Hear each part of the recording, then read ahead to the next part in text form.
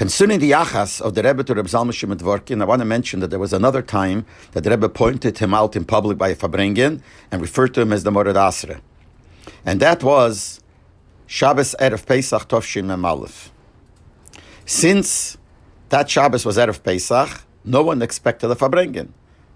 They davened. After davening, there was no Fabrengen. Everyone went home because it was Erev Pesach. People ate the meal. Some people even went to rest because they knew the night will be a long night. It's the night of the Seder. But then all of a sudden, people started running around saying that there is going to be a Fabrengen. The Rebbe just gave over, there was going to be a Fabrengen. So everyone ran to 770, and we came there and we saw, they're preparing the shul for a Fabrengen.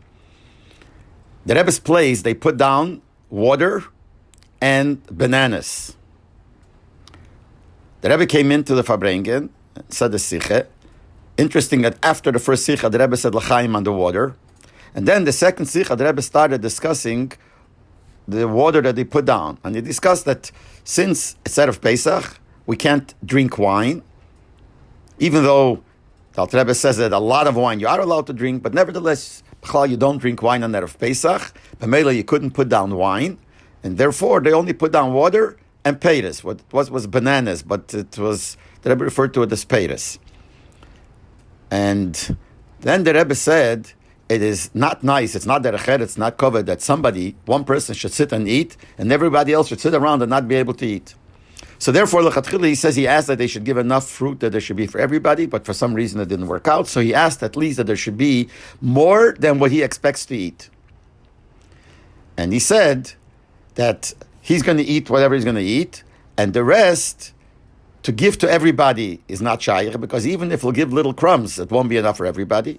So what he said he's going to do, he's going to give it to the Mored Asra of this Kehillah. And he said that since he is the Mored Asra means the boss of the place, the Rav of the place. So the food, the Achil V'shti, the drinking and eating that he is going to do is as if the whole Asra is doing it. And therefore, he will give it to him. And then the Rebbe said, Ma'atoif, if he's going to take along with him, if they are here, other of the members of the Bezdin. And since it says, Ein aguda pachos mishleisha, so they have at least three, so it'll be aguda, and this will represent the whole place, and he'll give it to him. And then the Rebbe connected this to Pesach. And then the Rebbe said, he should come up, and he should take the mayim and the peiros take, and since he's a Rav, he's the Mored Asre, he will know what to do with it. So the Rebbe called him up, he came up, and the Rebbe gave him the water and the peiros. So here again we see that the Rebbe referred to him as the Mored Asre. And not only that, the Rebbe said that by him eating from it, it's as if everybody ate, that he is representing everybody, the whole Asra.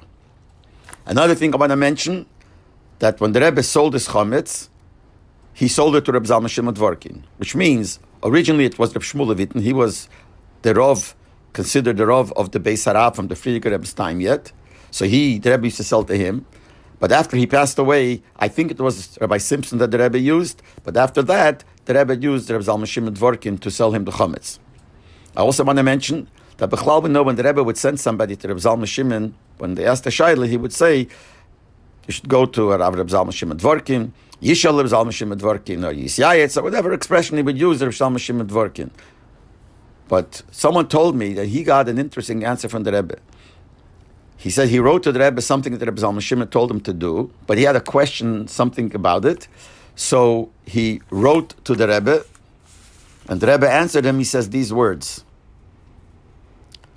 B'chol zeh ke'atzas harav de Lubavitch. That everything that he wrote should be according to Eitzah of the Rav of Lubavitch. So the Rebbe referred to Rebbe Zalman Shimon here as Rav of Lubavitch. Now we know at other times the Rebbe said that there is no such thing as a Rav Roshi in Lubavitch.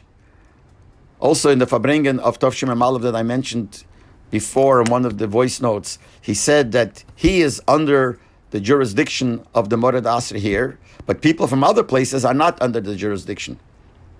But here he did refer to him as the Rav of Lubavitch. Could be the pshat is because then Gufa, the Rebbe said, concerning the Taina Shoes, that even though other people are not under what the Mored Asri here will say, but since they're connected to the Rebbe, and the Rebbe is under him, b'meila, everyone will also have to follow. So maybe that's what he meant here too, but I don't know exactly. But this is the Lashon he said that the Rebbe wrote to him, Ke'atzas Harav de Lubavitch.